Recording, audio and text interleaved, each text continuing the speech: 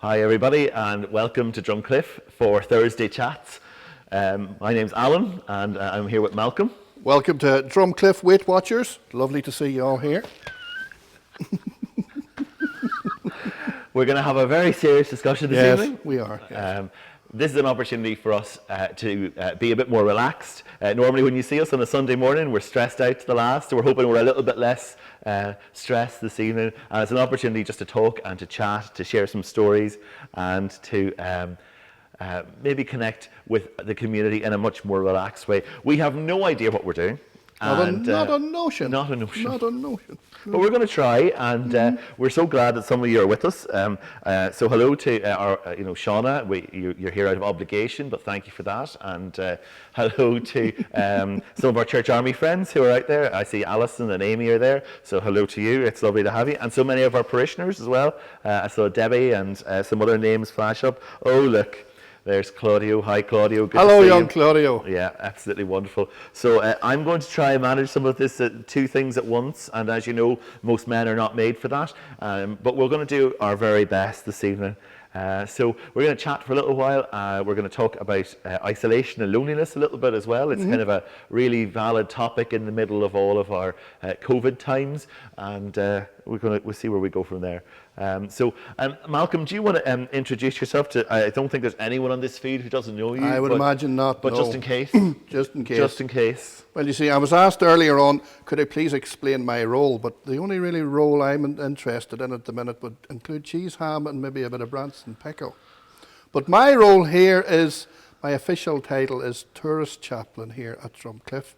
Now, in the current circumstances, that title is slightly redundant, because we don't have any tourists here, but my usual role would be to welcome the tourists that come here, the thousands of tourists that come every year, and tell them a bit about the history of this site, a bit of the history of St. Columba and his life story, and then maybe say a bit of a blessing with people as well as they leave, maybe pray with people. There's a great prayer ministry goes on here in Drumcliffe all through the year, and I'm also a diocesan reader, so I would assist with services on Sundays and various other, and whatever I'm asked to do, I give it a bash. Isn't that right, Alan? Absolutely. That's how we ended up in this mess. Now you're talking. Yes. Absolutely. Absolutely. So yeah, my name's Alan Williamson. I work here as well. I work for Church Army, who are like a mission organisation. We spend our time working in communities across Ireland, England, Scotland and Wales. And yeah, I kind of usually do lots of kids and community work and that sort of stuff. But more recently, I've been spending a bit more time in the traditional church, so it's been a bit of fun. It's been a bit of fun. So that's what I do. Good on you. I know, it's wonderful, isn't it? It is. You're a wonderful man. So talented in so many ways. So many ways. We So many couldn't ways. name them all. I wouldn't know. I wouldn't know. Now, it was not our job to make each other laugh for the evening, but we're hoping we're amusing you. Crack's good. Yeah. This loneliness and isolation has really made our new friends very important. And what we've discovered on Sunday mornings is that as we connect with you and we have some chats on Facebook, it's lovely to see people interacting, but we couldn't interact without a friend who we've called Dorothy, and that's Peter's camera. And it does a remarkable job every week. She's a great girl. Yeah. She is. As we've transitioned from ministering to human beings in our churches, we've had to learn that Dorothy is actually a person, and we have to talk to Dorothy the way we would talk to one of you at home. I don't know how we're managing that, really. No, I'm still working on it, Alan. Still working on it. It is. I don't know Dorothy as well as you do. You're very intimate with Dorothy, but I don't want any aspersions about my intimacy with Dorothy. No, sorry about that, Shauna. No, certainly we'll not. Not even go there, dear. No, absolutely. So that's been one of the ways. Both of us kind of live in different circumstances in these times. Malcolm, you live on your own. I live alone, and these times have not been what I call the best, most pleasant experience. It is tough. It's very tough to live on your own. It's very tough to wake up in the morning, and it's nearly like that film you may have heard of from the 80s or 90s, that Groundhog Day. You wake up and you go, oh, here we go again. Another day of this. Sitting watching Minder or The Professionals or whatever you're doing all day, looking around the house. My house has never been so clean. I actually hoovered about 2 or 3 times in the 1 week. Unheard of. Just the boredom sets in, the frustration sets in, and yes, the sadness sets in. You're separated from family, you're separated from friends, and it is not easy. It's not easy. Your circumstances are different, I know, Alan. Yes, so we've got 2 kids. Thomas turned 8 last week and Beth turned 6 this week. So we've had birthday parties in isolation, which is bizarre. And actually they're cousins as well. And we had like the cake on Zoom with cake in different people's houses. So it's a different experience. Having the kids at home from school when you work at home as well is a very different experience. I've had to get much more disciplined about how I work in the office when you can end up with little people on your knee whilst you're on a Zoom. I don't know, for many of you at home, has your life transitioned into digital land? Mine certainly has. I spend an awful lot of time talking to people, you know, through Zoom and Messenger and through all sorts of things. But it's quite, I saw a piece recently where somebody on the BBC, I think, you know, their child appears in the middle of what's going on. That happens all the time in our house. I pray they have clothes on when it happens. And it's just become part of life for us. Just the way it is. But it is strange because our house was the sort of place where it's like a drop-in centre almost, you know. That's right. Your house was just like you shouldn't have had a front door. You should have had turnstiles or a revolving door or something that just constantly people in and out all the time. So that must be strange for you not to have that at the moment. It's changed a lot. I think the first few weeks, for those of us who are kind of maybe more extroverts than not extroverts, that's a real struggle. Because I was so used to talking to people all day, every day, and as wonderful as Shauna and the kids are, it's just not the same, you know, breath of chatting to people. And it sort of took about, I think, 3 weeks for a lot of what I did face to face to kind of transition into the digital. So that took, and even that's, it's not quite the same. It's not the same.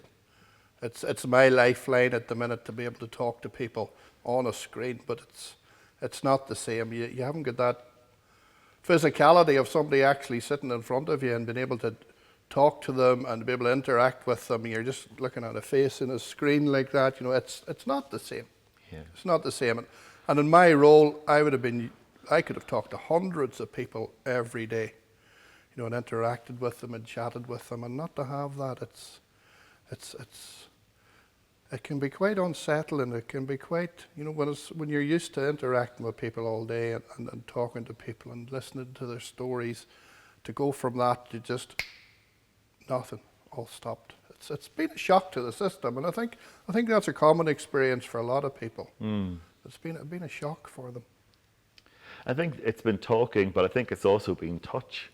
You know, I think as Irish people, we're kind of hand clappers and slappers and, you know, huggers. And I mean, I'm not a particularly huggy person, as everyone at home knows, who knows me. But even you miss the kind of physical interaction. I would be more tactile now, I must admit. So I've promised myself, next time I'm down at Super Value when this is all over, I'll just be walking around hugging people, just for the sake of having somebody to hug and just to be able to celebrate the fact that this is all over, because it will be over someday, and we'll get back to that again. I think it's important to bear that in mind, that this is temporary.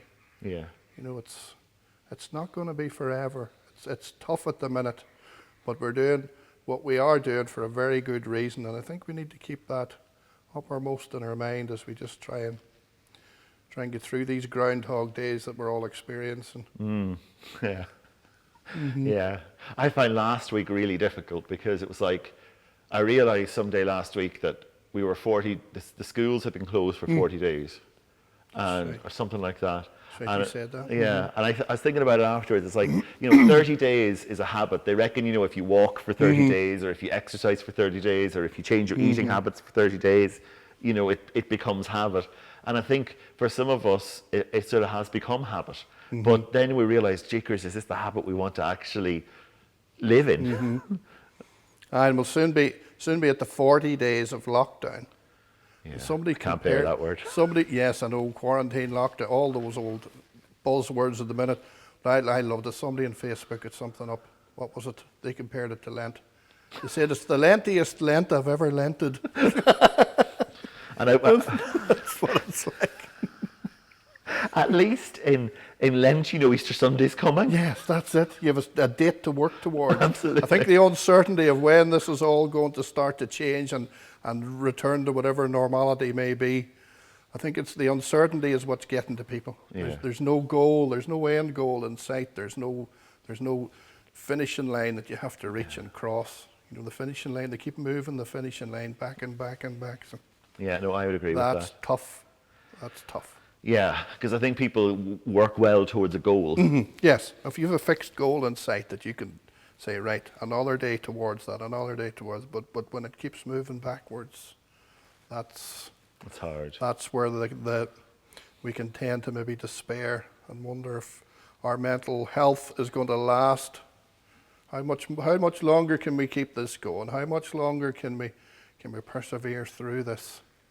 So it's not easy, and you can listen to all the motivational talks and things you like, but we'll have to be honest and admit it's not easy, and it's not easy for anyone. No. What gets you through? What gets me through? Well, now, as you know, I'm a sort of fella that loves my Bible and loves all the rest of that sort of thing. A thing that has got me through is every morning being intentional about getting up at a certain time and meeting up with a certain person at a certain time. And we keep each other motivated to say our daily prayers together, to go through a bit of liturgy and a few canticles and a few readings, and to say prayers, and to pray for our families, pray for ourselves, pray for each other. And there's a great comfort in that. There's a great sense of routine. There's a great sense of accountability. If you do it with somebody else, you know, I'm going to be honest, I wake up some mornings going, I don't want to do this, I can't do this. But when you know there's somebody else wants to do it with you and they're keeping you accountable, we talk about accountability sometimes in the church, it's a great motivator to keep you doing that. And after you've done that, after you've said those prayers and the canticles and read your Bible, it sets you up for the day. It really does. It sets you up for the day. It grounds you again. It brings you back to a place where you say, right, I can do this. I can do this today. I'll get through another day. And tomorrow I'll get up and I'll do it all over again. I'll say my daily prayers again when I get up. Now, that could be tough. If you're not used to doing that, I'm quite used to doing that sort of thing. There's a great thing, you can go on the internet, you can look up daily prayers. Just type in Church of Ireland daily prayer, and the prayers will come up. There's a liturgy, there's a service there in front of you. You just read through that. You can share it with somebody. You know, you can lead the service yourself, or you can take turns in leading the service, or one person can read a bit, you can read a bit. And you just follow that service. You know, you don't have to say any big fancy words or make anything up. It's all there in black and white in front of you, and you just go through it. And I find that a great help to me. It starts off my day well. It gets me focused again. It brings me out of that place of maybe when I would get a bit despondent and a bit uncertain of the future. And I find it a great help.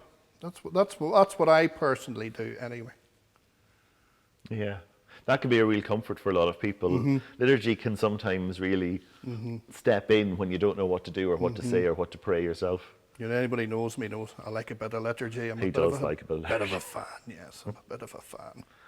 I've been doing some of those writing the wee devotions for Facebook. That's right. So I've been having to think about kind of what to say every day, and that's almost become a discipline of, you know, it's just a different thing, but absolutely. Whatever works. Yeah, Whatever works. That's what works for me personally, and I know other people it works for them as well. And I know maybe your introduction to this on Sunday, you were talking about, you know, how does the Bible react to loneliness and isolation? And what I love is, I said just to you earlier there, Alan, that it's all right to be annoyed, and it's all right to be sad, and it's all right to say, I can't do this for another day. Because you'll read stories of people all through the Bible that did the same thing. They were honest. You know, people think because you're a Christian or you have a faith or you're a spiritual person that you should never get downhearted and you should never get upset and you should never get sad. But it's all right. People in the Bible times and Bible stories got sad and they went and told God all about it and they shouted and they cried and they said, I can't do this anymore, God, please help me. And I don't know how I'm going to get through today and get through to tomorrow. You know, you read a lot about that in the Psalms. David, there's a person called David, King David in the Bible, and he had to run away from all that he knew because the king in those days, a man called Saul, was trying to kill him. He had taken some umbrage against David for some reason, and he decided to kill him. And David had to leave everything, and he had to run away, and he had to go and hide. And that lovely word you say, he had to self-isolate, put himself in lockdown because the king was after him. You know, and a lot of the Psalms that he wrote at those times was about how desperate he was and why is this happening to him, and it's not fair, and I'm so lonely, and I miss my family, and I miss my friends, and how am I going to get through this? So it's all right to be sad. I think that's what I want to tell you. It's all right to be sad. There's days I do sit and have a couple of tears to myself when I think about family and friends that I can't see. You know, we're all in that position, and that's okay. It's okay to be sad. It's okay to let that emotion out. It's okay in your prayers to say, God, I don't know if I can do this for another day or another week or whenever the next deadline has been set to. It's all right to admit that and be open about that. Because God understands. God's bigger than all of this. Yeah. God's bigger than all of this, and I think he understands. Have I rattled on too long there, Alan? Have I? No, by my timing, you're doing remarkably well. Wonderful. Have you anything to add, or have it? No, I think that's true. I think one of the things that this has given us space to do, I think, sometimes is to find God in the midst of all of that's going on. You know, I think we realized in the last few weeks how fast we live life.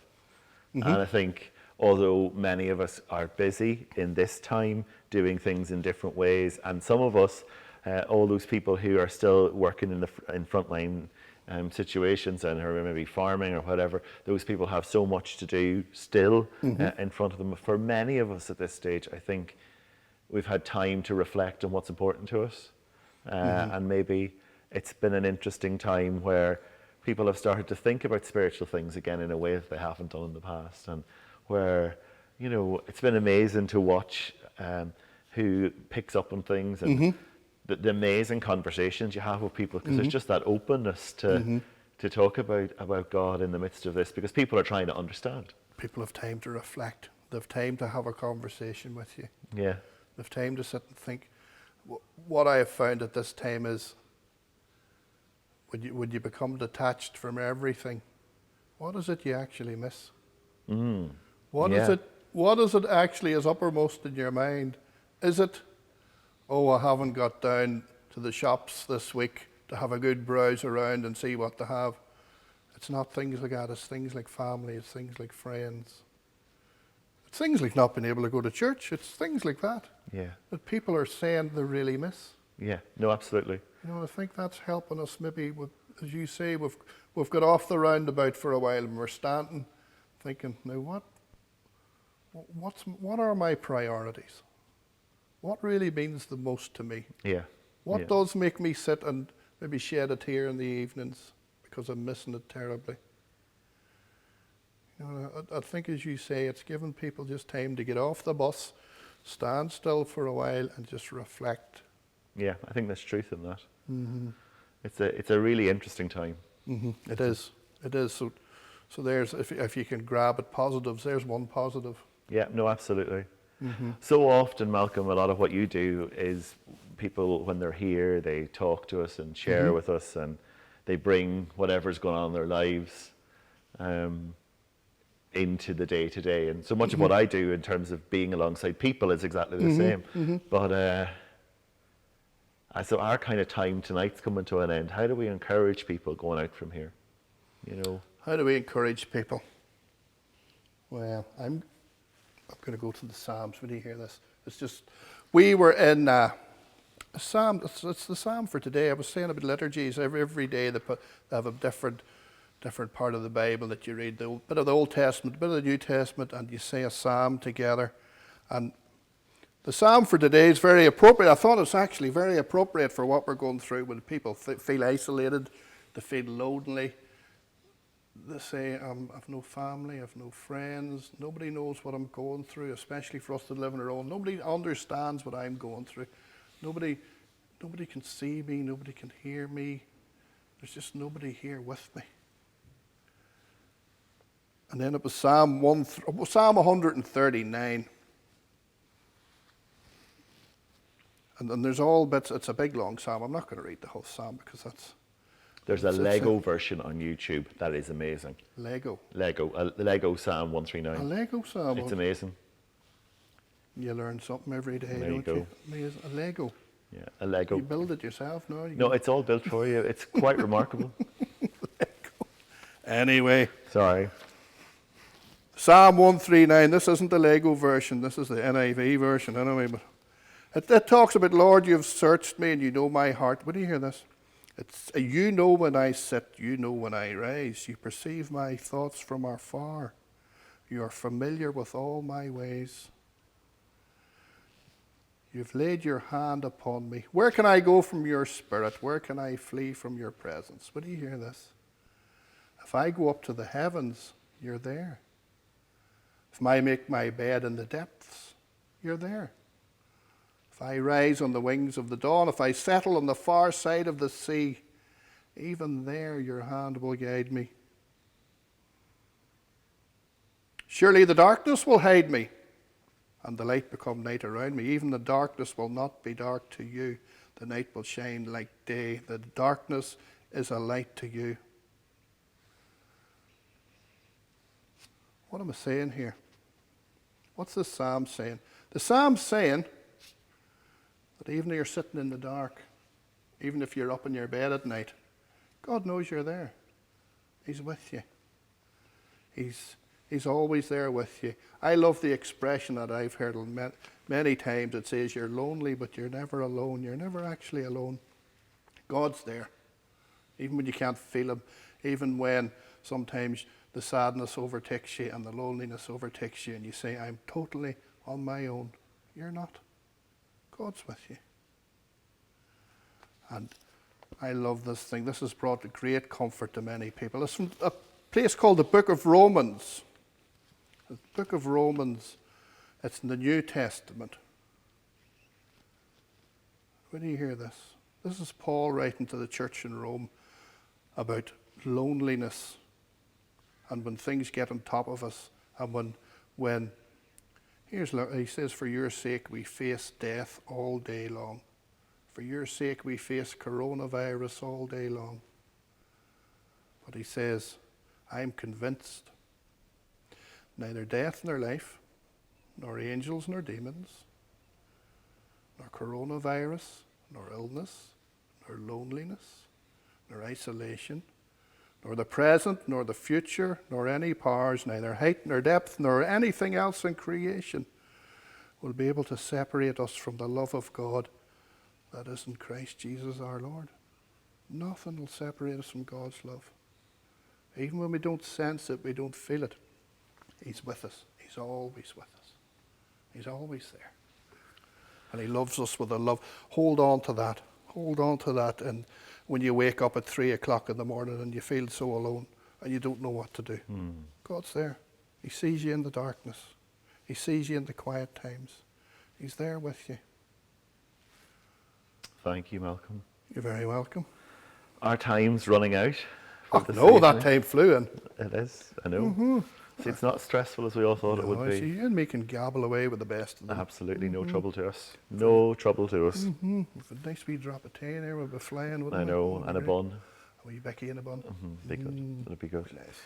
But as our time comes to an end, and as we wind up Thursday chats for this week, we don't know if there's going to be one next week. We'll watch out the interweb. Yes, it's all up to Peter. Peter's there in the background there, doing all the magic with the buttons and the switches and doing. I don't know what he's doing there, but Peter's, it's all up to him. It really is. It really is. We wouldn't be here without him. But we want to say bless you to everyone who's at home and who's been watching us or who watches this on YouTube or Facebook during the week. And we just hope that you know something of God's peace. And Malcolm blesses thousands of tourists here every week. So go for it. I was gonna do something else, but I think I'll just do the Aaronic blessing. Is that okay? I'll just say, may the Lord bless you and keep you.